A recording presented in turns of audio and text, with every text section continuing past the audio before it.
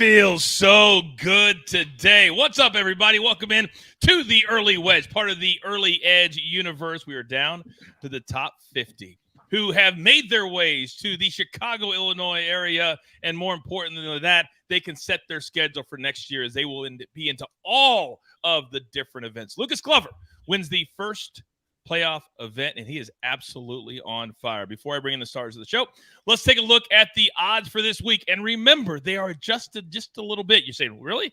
650? 700? Yes, there's only 50 players in the field this week, and the normal three, Rory, Scotty, and John Rahm, are your betting favorites.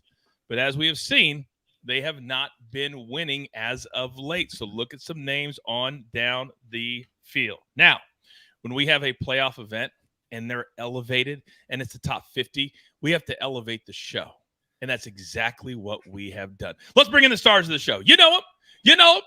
First and foremost, the Counselor of Cash. Counselor, welcome to playoff event number 2. Good afternoon.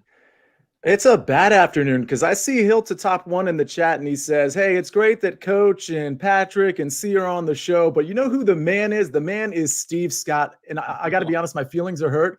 But Hill to top 1, you're right. Steve Scott is the man. So I'm happy to be on the show. I'm happy Steve's with us. And we'll get to Steve in a second. Now, there's only one way that I could lose 4 showdowns and still be happy on the Tuesday afterwards. And that's when I pocket over $4,000 thanks to the Counselor and his live bet on Lucas Glover. So I'm going to give you 15 seconds, Patrick McDonald, to do all the gloating that you want right here and right now. Good afternoon. Good afternoon, team. Way to really make it about yourself there, Coach, with the introduction of me. But no gloating, no nothing, right? We're on to Cincinnati. We're on to Chicago. Eyes forward. We don't have time to look back at our winnings and whatnot because we got more work to do. There's work to be done. We got to cash a winner, cashing out, right? Maybe a few more showdowns. I don't know. But eyes forward, eyes on the prize. So when you send a gif of Mrs. Doubtfire sweeping, that's not gloating whatsoever? That was Sunday. That was Sunday. This is today. Today's Tuesday. Right. Finally, he's been called the man. And I got to tell you that you're probably not going to be able to see what's written on these, but I got the greatest birthday gift ever, and I'm going to embarrass him right now. I'm going to say, I don't know if you guys can see that, but it says straight to the pay window right there. And then there's a money sign on the front. I had no idea. They just arrived at my house. One of the best gifts I've ever been given. Straight to the pay window TP5s from the wonderful Steve Scott. Thank you for the gift, sir, and welcome back to the show. Yeah, great to be hanging with everybody, and definitely, I appreciate you saying that it's the man on there on the chat there. But no, it's all good, man. It's all good. I love being with you guys, and enjoy those golf balls. Don't lose them all today when you're playing, but you only turn 51, so there you go. Just really, really excited about a great week here at Olympia Fields and this bowling alley type golf course and everything. Whoa. We'll get into that. Yeah. We'll get into that after I read one more compliment. Steve Scott, we love when Steve is on the show. Now, let me set you up, Steve. Let me set you up. It's Olympia Fields outside of Chicago, the top 50 in the world. A lot of big course or events have been held at this course. Now, Steve Scott, enlighten us on this particular golf course. Yeah, for sure. Yeah, I mean, just a great ball striking type of golf course. I mean, think about it. Who played well there last time in 2020? John Rahm played awesome. Hideki Matsuyama, Tony Finau, really the strong ball strikers of the world. You just think about these tight corridors that you play down. I was lucky enough to play there last year, and it's just a phenomenal golf course, but it's a U.S. Open type setup. So really keep that in mind when you're laying down your picks this week. Total driving really is an important stat for sure this week. Patrick Cantlay, who I think will have some wagers on him this week. He is number 2 in total driving. Scotty Scheffler is number 5. Victor Hovland is 6. And that 2020 champ, John Rahm, is number 11. So keep in mind that's going to be super important this week. Just a really strong test off the tee. So definitely look towards those type of players to get it done this week. How about, gentlemen, that low-key flex from Steve? We're playing dog tracks, and he's out there playing Olympia Fields. Oh, by the way, I just got to play it last year and the year before. All right, so that's a great description of the course. Ball strikers, keep it in the fairway, U.S. Open type of course. So, I come to you, because last week, who won the first event in Memphis? I believe he's a former U.S. Open champion. Talk to me. Yeah, it was Lucas Glover. And what's so interesting about Lucas Glover is I think, part of his whole persona, he's kind of just like an aw shucks guy, nothing flashy. I mean, the name's not flashy, the play's not flashy, nothing flashy. And I think that's why even now, just a few days removed from an incredible win and an incredible streak that he's on, we're kind of just like talking about other people. And I get it, because Jon Rahm and Rory McIlroy, Scotty Scheffler, they're all better than Lucas Glover from a talent standpoint. I just think this is a really incredible Cinderella story. I think on Sunday we saw him kind of run out of gas a little bit, but he was able to still take down the tournament. I wonder what we're going to see this week. But I got to be honest, with all these elite players, my eyes are still going to be on Lucas Glover, because at a certain point, you got to call it how you see it. And Lucas Glover is playing it in a way that it wouldn't surprise me at all if he contends here as well. And David points out in the chat that the sports books are still not respecting Lucas Glover. He is plus 3,500 still to win this week. It would be 3 victories in a row, because he won the Wyndham as well. Now, speaking of Lucas Glover, he was asked directly, Patrick McDonald, if he feels like he should be considered to be on the Ryder Cup team. And he waited for a second, looked right at the guy and said, I think I would. I've been playing great golf. Gave a great answer. So a lot of players this week are going to be thinking about the Ryder Cup. Yes? Absolutely, Coach, especially because it is the last tournament before the qualification ends. Zach Johnson will make his captain selections after the Tour Championship. But as for making it into the top 6, this is the last chance for these players. Like Sia said, not many people are talking about Lucas Glover, but I know Captain Zach Johnson is definitely thinking about him after those back-to-back wins. But I'm looking for some of these mid-tier, upper echelon type players to claim their stake on the team. Fred Couples already suggested that Cameron Young might be on the team. How about we see something from Cameron Young? How about we see something from the match play winner, Sam Burns, or Tony Finau, who was great in Paris in 2018. So I'm looking forward to some of these big names making a stake on the 11th and 12th spot on that U.S. team. The whole reason they changed it to the way they're doing it is so you could get the hot players on the team, right? That's the whole point. Steve, you're a member of the PGA of America. They put on the Ryder Cup. Isn't that what it's all about? Yeah, I really think that the fact that, they have so many picks. Lucas Glover, I mean, he's firmly in the conversation. One more good week in these next 2, and I think that he should be a lock. You would think he has got the hot hand. Billy Horschel did it back in 2014, won a couple of playoff events, Tour Championship, FedEx Cup, and he was not on the Ryder Cup team. So, definitely important. You're right there. Pick that guy. Pick those guys who are hot. You're damn right. Now, Boss in the chat said, this is my first year betting golf, turning over a really good profit so far with my SportsLine family. I love that word, family. We do all of this together. All right, let's get into it. We got to start with a little fantasy, because golf, fantasy, DFS, it's all the rage. People love doing it, but you got to know what you're doing. And I have 2 of the absolute very best. So, Counselor, I'm coming to you. I need 3 plays, and I need a fade. You're up. Let's start with Tommy Fleetwood. He's 9,700. The ownership that I'm looking at right now, it doesn't look like he's super popular. The reason for that is because people really want to stack up high with Jon Rahm or Scotty Scheffler or Rory McIlroy in particular, and it kind of prohibits you from dabbling too much in that mid 9K range. And I bring up those ranges and these prices because this is a big game theory DFS slate. You're really not going to want to take all the chalky players because there's only 50 guys here. And so you really need to consider some guys that you like that may be chalky, but kind of going the other way with your roster construction being a little bit different.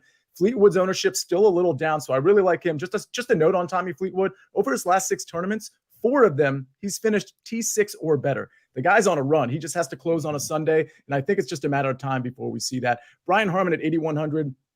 I think he's actually a really good course fit. He's a guy that you're not going to look at too much. He's not very popular in DFS because he's not like a bomber by any means.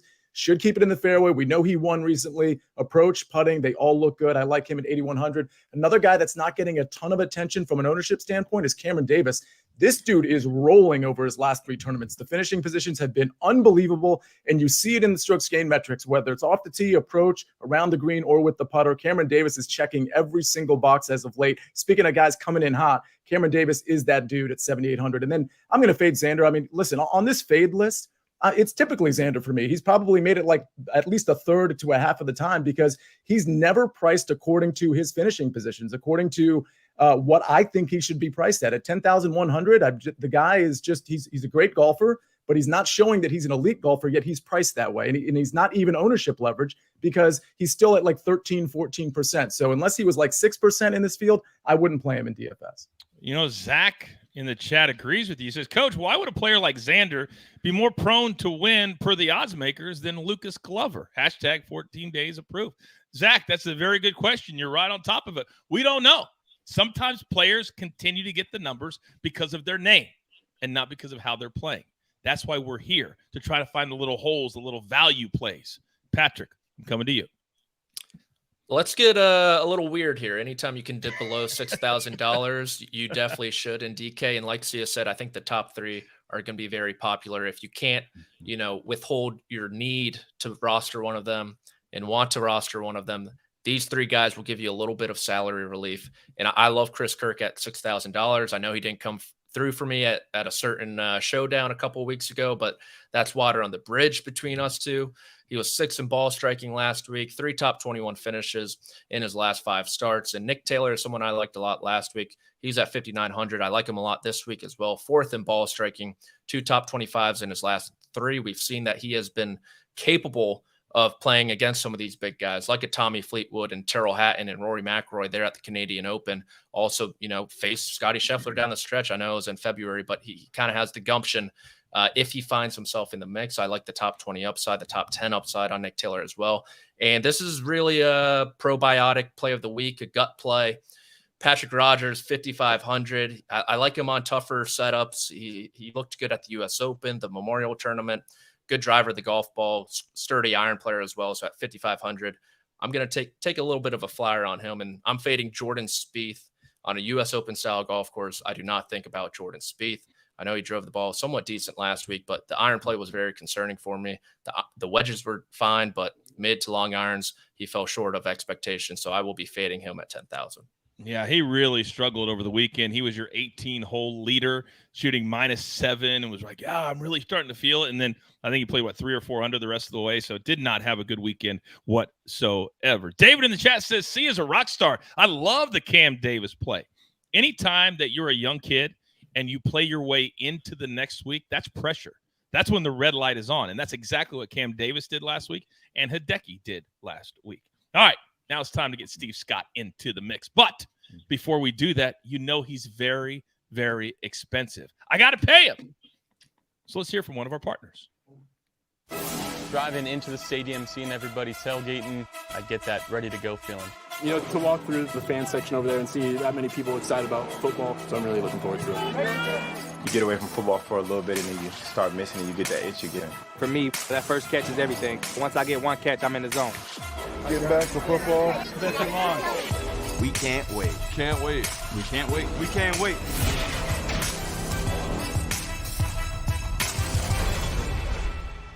I got to tell you, if you're watching us live right now, our NFL Futures episodes, this is the week. Sia and RJ White, we did our divisions conference and Super Bowl winners on Monday. We've got 2 more Wednesday as props. Counselor will be there, and also 30 with the exotics. Anything that doesn't fit into the other 2 shows, we'll do Thursday, both shows at 3 p.m. Eastern time, right here on this channel. Rebecca said it best.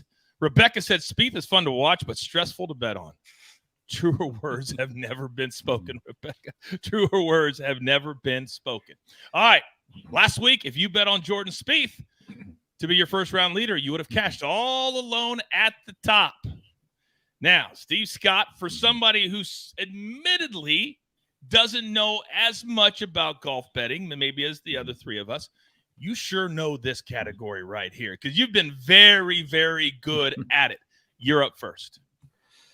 Yeah, I just feel like, some of these guys who really get going in this first round, I mean, it's kind of a carryover from the previous week, to be honest with you. So I like Justin Rose this week. He shot 61 in the third round last week, tied the course record at TPC Southwind. So he's clearly found something in his game that may be lacking. And he really likes tree-lined golf courses, too. If you think of some of the best finishes he's had this year, most recently, the RBC Canadian Open, he finished 8th. The PGA Championship at Oak Hill, which is a very similar golf course to this one right here, he finished tied for 9th. Players Championship, top 10, tied for 6th as well. So these tree-lined golf courses that require it to kind of thread the needle here and there, this is one of them. So you got to think about that. He's got a lot of motivation too. I think that's something that you really need to keep track of in your picks this week. He's 32nd in the FedEx Cup race. So just a couple more spots he needs to pick up to get to East Lake. So that motivation, very important. Plus, he's the 4th group off with Sahith Theegala on Thursday morning. So going off early, going to have some of the best conditions of the day. I like Justin Rose at plus 3,500. And Steve, I forget things very, very easily. I could have swore that you said earlier in the show that this is a U.S. Open setup. Is Justin Rose a U.S. Open champion? Marion 2013. Oh, interesting. Very, very interesting. All right, Patrick McDonald, you're up, big boy. I'm going straight to the top with Scotty Scheffler, 16-1. I like him on a more difficult golf course like this one where he doesn't really have to roll in a ton of birdies. He doesn't have to get to 7, 8, 9 under to command the first round lead. We saw him at Oak Hill. Like Steve said, I like that comp as well. He was nearly a first round leader, just one behind Bryson DeChambeau there. The tee to green metrics are still great. I'm not concerned about that. If the putter shows up, that's just gravy on top. And I know we were talking a little bit of NFL. I'm just going to throw this one in there. Mike Tomlin, coach of the year, 25-1. Just think about it. How about that? Hashtag educate and entertain. Do you want to do that work? That is NFL next level capping right there. Thank you, Patrick. All right. Now leave it to the counselor to find 3 players, 3 names that have completely different games. Explain yourself. Well, can I just say that Patrick McDonald is the MVP of this show so far? First of all, I don't think anybody really caught his on to Cincinnati reference. I think they thought that was a mistake. That is a Bill Belichick reference. So props there. The Mike Tomlin reference. Listen, he's in a tough conference. And then he drops gumption and probiotics on us. I mean, this guy, he's pulling out all the stops right now. I can't even believe it. So listen, I think I might have to co-sign Scotty Scheffler, but I'm going to go with Cameron Young because Cameron Young lately, especially off the tee, last 12 rounds, which of course is a small sample size, but remember, we're looking for guys who are hot coming in, maybe slightly under the radar. He's 3rd weighted off the tee over his last 12 rounds. Ball striking, he's 5th in weighted ball striking over the last 12 rounds. So this guy's coming in pretty hot. I don't know that he can win this tournament. I think it's possible, but a first-round leader is very much in play. And by the way, his playing partner, if he's hot, well, maybe Cam Davis will be drafting off of him because they're playing together. They're going out sort of mid-morning, so it's not super early, but it's not super late either. I love how Cam Davis is playing. Like I said previously, again, he can get hot at any given moment. Over the last 3 tournaments, he's been getting hot at every given moment. Ben On, another guy that's been getting red hot. You look at the off-the-tee game, this guy's just thriving. The approach game has been a little inconsistent, but even when the approach is inconsistent, he's still been making up for it with the short game. So I think Ben On, if he marries the approach play and the off the tee game, you could absolutely have him as the first round leader at 30-1. Yeah, if it wasn't for Lucas Glover, he very well may have won Wyndham. He was right there on Sunday and made a couple of bad mistakes and finished with the top 10. All right, now let's switch gears to what I like to call our bread and butter. This is where you should be putting your full unit plays, head-to-head matchups. You only got to beat one guy. So the man who swept the board last week, he gets to go first. Obviously, Pat. Oh, look, he's got a little swag going now. Give him a little compliment. All of a sudden, he's feeling it. He's got the Steve Scott son's beats going on.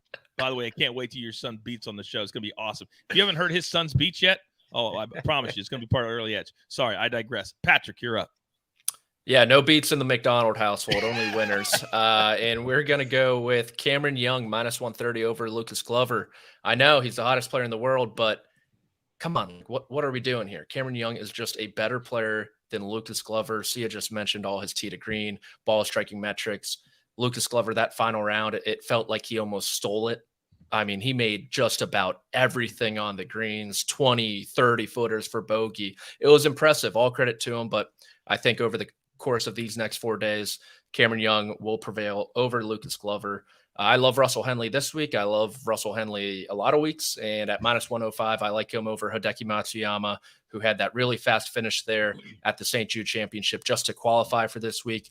Henley is 10th in total strokes gained, top half of each tee to green metric, second in driving accuracy over the last 6 months. He comes in off that runner-up at the Wyndham, T6 last week. And meanwhile, Matsuyama is without a top 10 since the Players' Championship.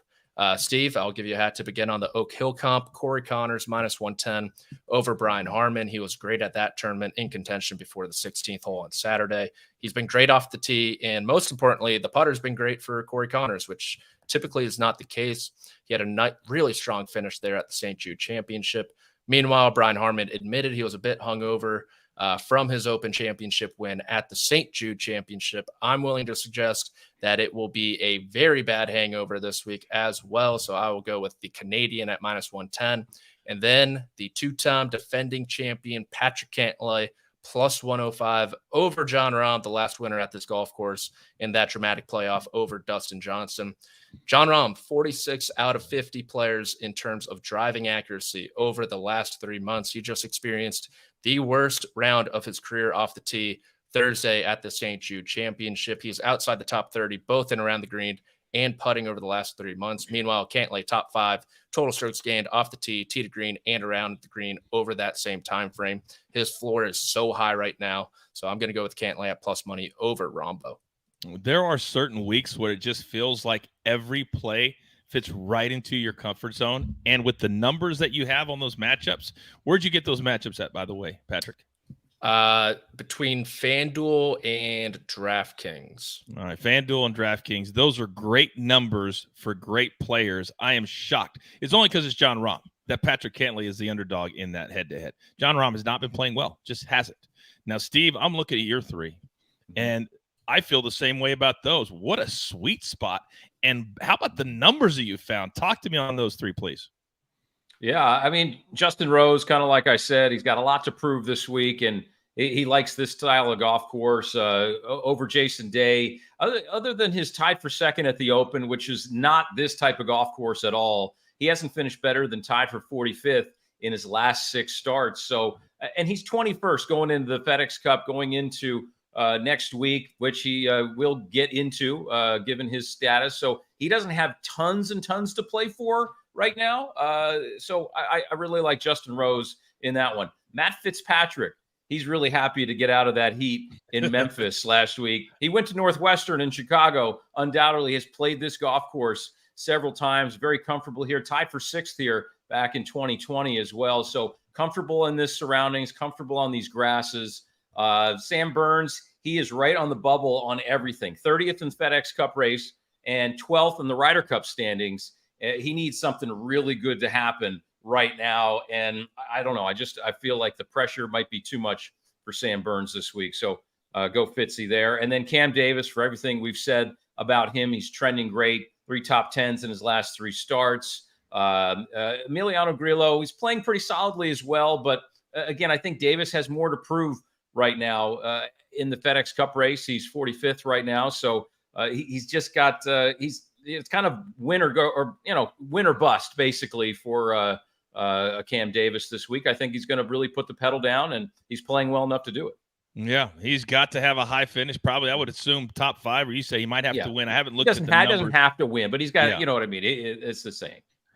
So the chat, Rick says, well, Sia has Roy over Scotty, so no showdown this week. Too bad Cheese isn't here. I'm sure he'd be making some sort of comment about Coach loving Rory. Yeah, Rick, Cheese is this close from getting blocked on the early wedge. This close. Now, Joe says, Sia looks like he hasn't had a carb since the Obama administration. Hey, Joe, Sia loves himself a good honey bun. Do not even kid yourself. He loves himself a good honey bun. Plenty of carbs, plenty of fat. I'm just kidding. He's as healthy as a horse. Counselor, you're up. Correction, Joe, the Reagan administration. All right. I've got a few matchups here I like as well. And it looks like we have at least a little bit of crossover, maybe not with the same matchups, but with some of the guys that we're fading. I like Rory McIlroy. I mean, minus 120 over Scotty Scheffler. I just think from a tee to green standpoint, we're starting to see Rory sort of take the place of Scotty Scheffler tee to green, at least over the last few tournaments. And the really big thing is not only does Rory sort of have his swagger back, just like Patrick, but he also is really doing it with the short game where, like Scotty Scheffler, he's just not doing it. So, I mean, I don't think we can rely on Scotty's putter, but more importantly, I think Rory has caught up to him tee to green. So I love Rory minus 120 over Scotty Scheffler. Cameron Young, we've talked a lot about. I don't think I need to talk about him. So I'll just talk about fading Tony Finau. Finau has been way off since Mexico, and his putter has been particularly bad. I don't see anything in the ball striking metrics, even if the putter rebounds to some degree, that really makes me super intimidated as it relates to anybody in this field, let alone Cameron Young. So give me Cameron Young minus 120 over Tony Finau.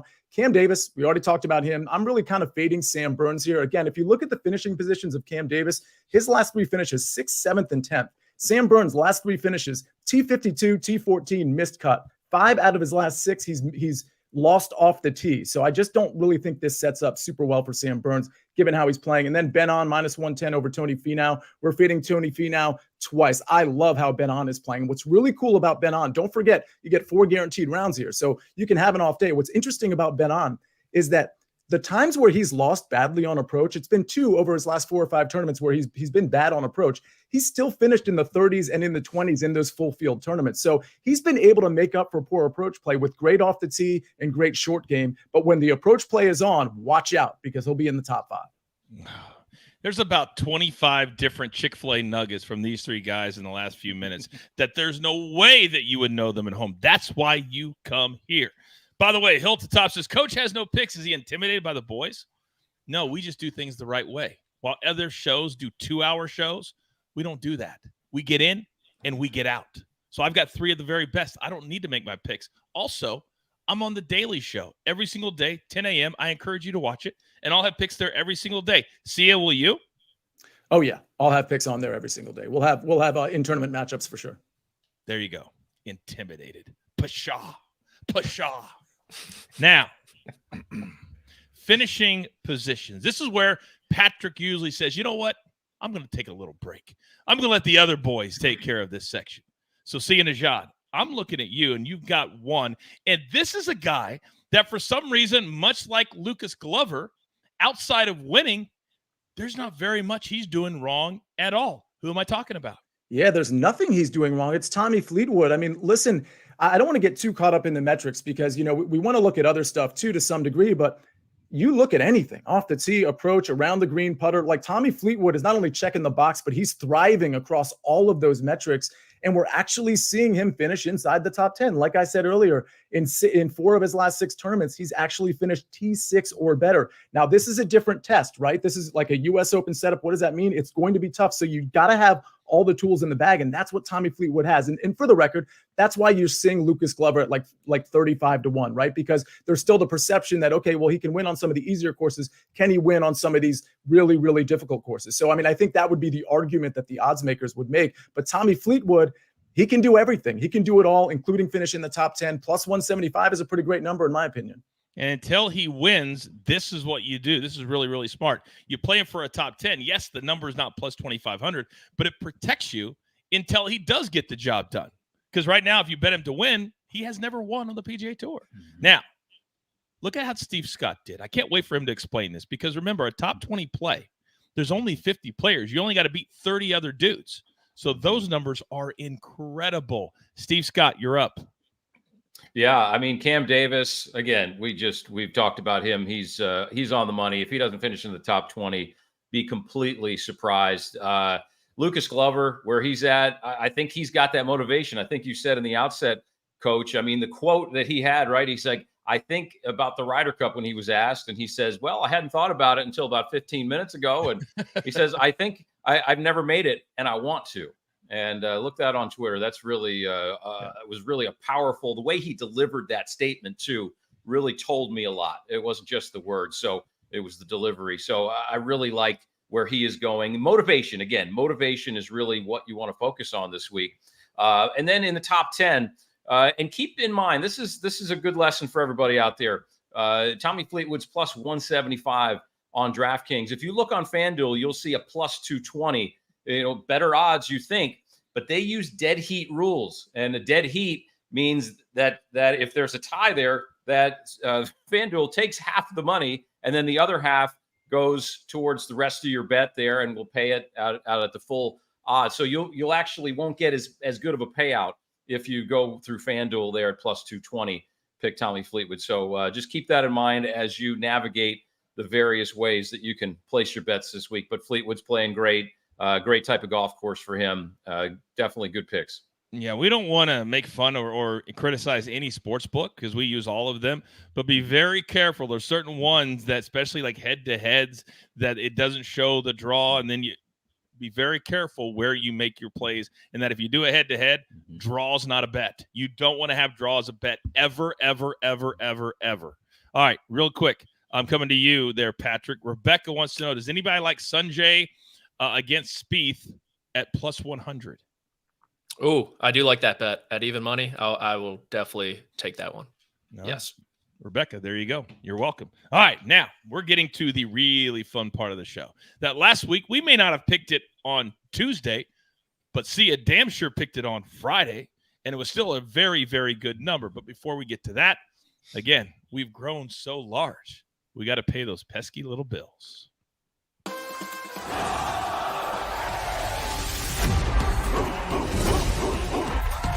For something. First play of the game to the last play of the game. 1, 2, 3. And we got two of the hottest conferences. This is big time college ball. They're going to come. We're going to come. Two big boys getting ready to play. Big, the operative word here. And here they come.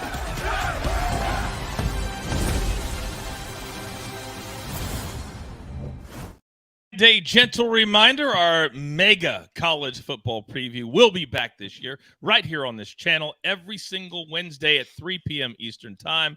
And your boy will be back hosting with EC, AB, and the great Chip Patterson. Now, quick question from the chat. See, I think I'll come to you on this one.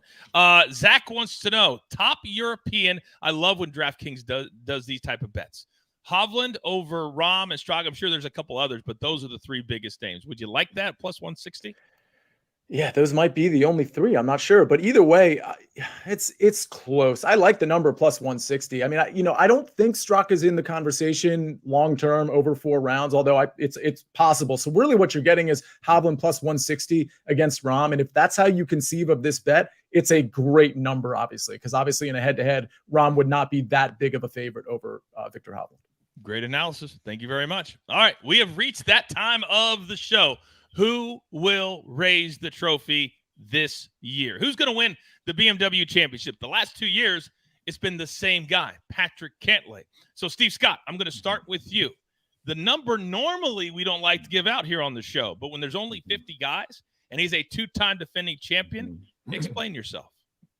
Yeah, I really like the fact that and think about what Patrick Cantlay does more, not just so in this part of the season, but what he does throughout the season. Patrick Cantlay, I've talked to his coach, Jamie Mulligan, who lives out in California, who's worked with Patrick for a long, long time. And it's all about a pitch count, so to speak, for Patrick Cantlay. He's played some of the least amount of golf of the whole season leading into the playoffs. He's played 18 events, where some of these guys like Max Homa, Scotty Scheffler played 21, 22 events. So those things matter when you're thinking about being fresh for this really challenging 3-week stretch. And I think that's why you've seen the success of Patrick Cantlay over the last few years. I just think this golf course, it fits him really well.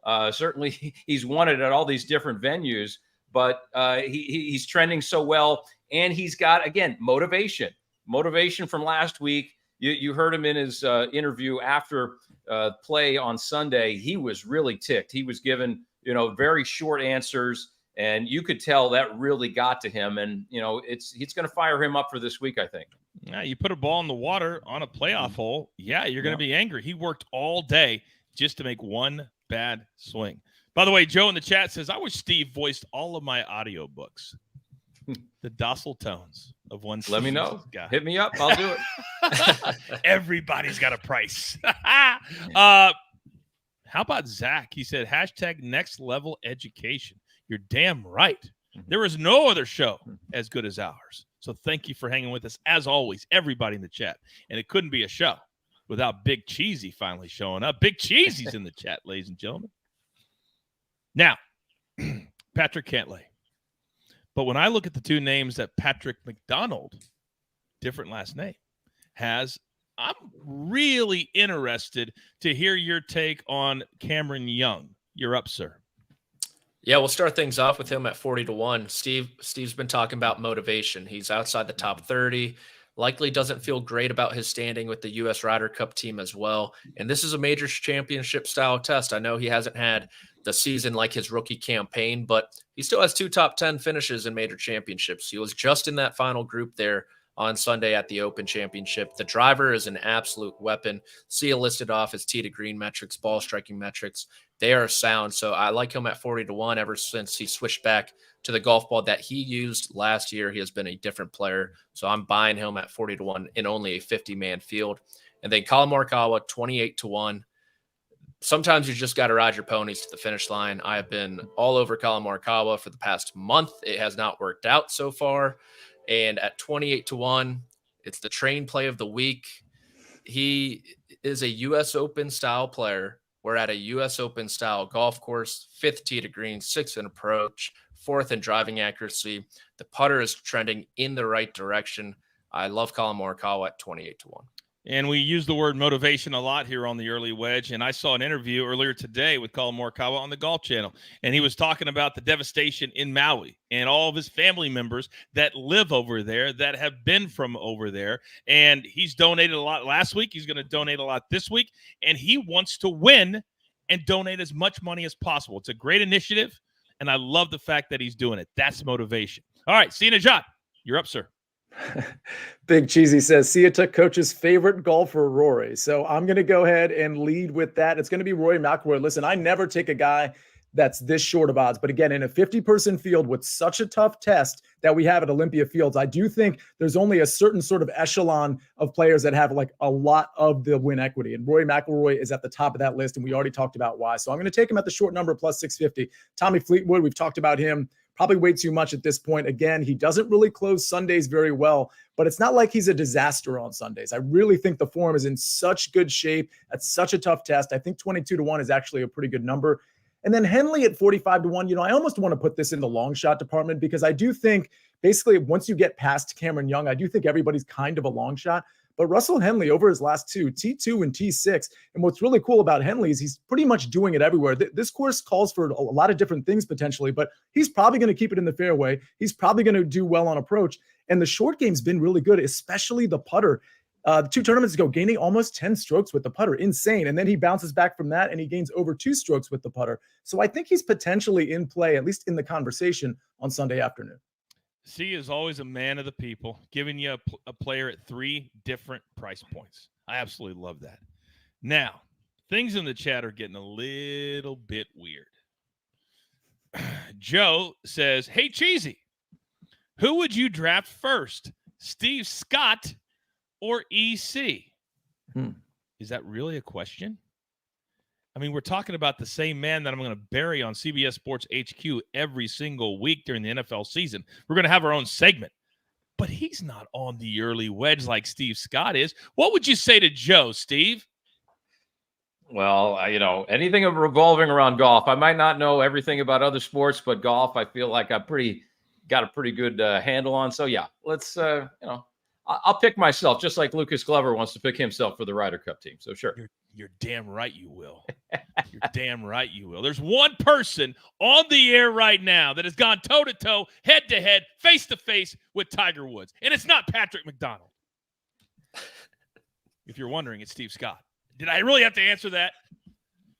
All right. Now, I get all fired up when Steve's on the show.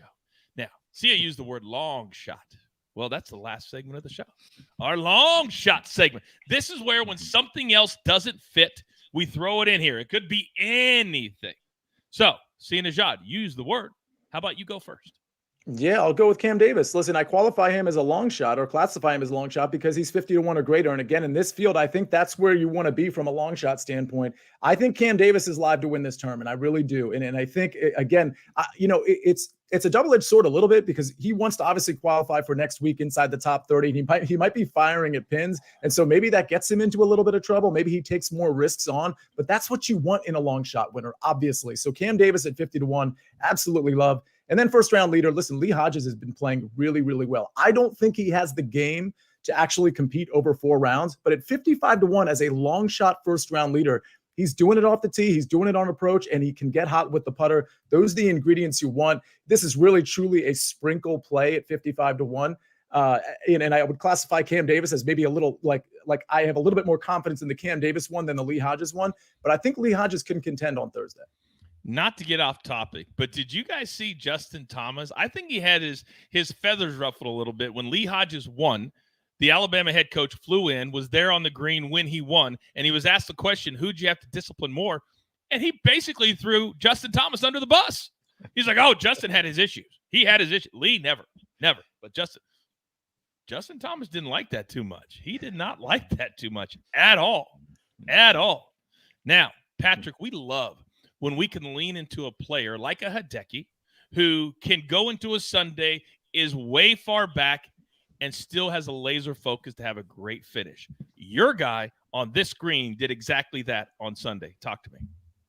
Corey Connors, 50-1. Like Sia said, I totally agree where I don't love to go super long down this board. I think 50-1 is kind of 50, maybe 60 if you want to go that far, is the max depth you should go. And Corey Connors, peppers fairways, peppers greens. You look at this 2020 leaderboard, the top 3 players on the leaderboard, first, second, and third in greens and regulation. Connors just gobbles those up. So I'm going to go with the Canadian at 50-1. All right. And you talk about between 50 and 60-1. Steve, that's your sweet spot. Yeah. I mean, Matt Fitzpatrick, just for all the reasons I mentioned before, just comfortable in these surroundings for sure. And he's 40th in the FedEx Cup. So again, he's definitely motivated to get inside that top 30. Tied for 6th here. This is not a golf course where there's going to be players with a lot of history. So whenever you've played well in a golf course, you know how to navigate it a little bit better than the other guys. And there's not too many in the field that have played this golf course in competition. So I really like Fitzpatrick, and he's got an opportunity to play for $75 million purse next week at Eastlake. So go get it. Let's not, and that's something that we haven't even mentioned on the show yet. We talk about the guys trying to get into the top 30, but what about the guys who are trying to get into that one spot, right, Steve? Because it's staggered very quickly. Explain to the people what the start is like next week and why it's so important where the players finish this week.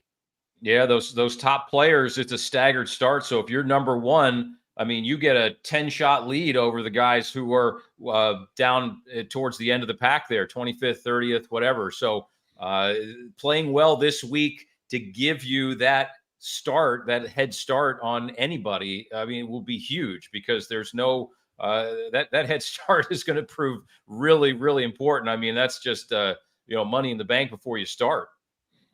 If you're a 10 under and then you're 10, that's a really, really hard thing to do. Everybody's going to be playing to win this week and jump all the way into that top 5 or hopefully so. Do not forget, we have a lot of golf content at SportsLine. But in the next 4 months, as we get into the next regular season, we're really going to be working behind the scenes to get our picks up there and have everything for you guys. But we want you to join us right now. If you are not a SportsLine member, I'm going to do you a solid. Use the promo code COACH, and I'm going to give you 60% off. And you're going to get all my cappers, all my picks, all my simulations for 3 months. That takes you into November. By then, hell, you know what the deal is. You'll be playing with house money by then. So 60% off. Become a member right here and right now.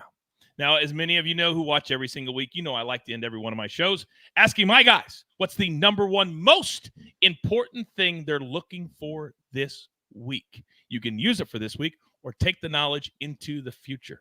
See ya. We'll start with you. Yeah, I'm really looking. Normally, I have like a storyline here, but I'm really looking forward to seeing how all these matchups and bets play out, especially in the head-to-head matchup department, because I think what we've done here is we've lined up a lot of guys whose recent form is really good against a lot of guys who just haven't really been doing well over the last 12, 16, 24 rounds. And I really want to see how that bears out here because I think it's going to be a pretty good week from a matchup standpoint, but we got to wait to find out. Patrick. I'm looking forward to the golf course. We finally get a really tough golf course on the slate. It played as the 4th toughest in 2020. You think about the BMW Championship the last couple of years. Patrick Cantlay shot about $1 billion under there at Caves Valley when he beat Bryson DeChambeau in a playoff. So seeing if he can do it on a different style golf course, win 3 BMW championships in a row, be the first player since Steve Stricker did that at the John Deere Classic in 2011. Some real history on the line, not only with him, but Lucas Glover as well. If he could win 3 in a row, only, Dustin Johnson, Rory McIlroy, Tiger Woods have done that over the last couple decades. So plenty on the line for these guys. Steve, bring us home. Yeah, the guys who really are powerful off the tee, I'm really anxious to see, because there's so many holes out here that are just, they really go straight or maybe just slightly left to right. And so these guys are going to be the big bombers off the tee, the John Rahms who can hit that really powerful fade off the tee. Looking forward to watching those guys really get it done, because you hit driver here a lot more than other venues. So really anxious to see how these guys really send it off the tee and really set themselves up for success this week.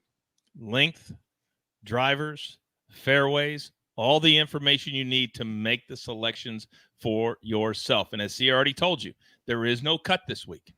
Every player will play all 4 rounds. It's a marathon.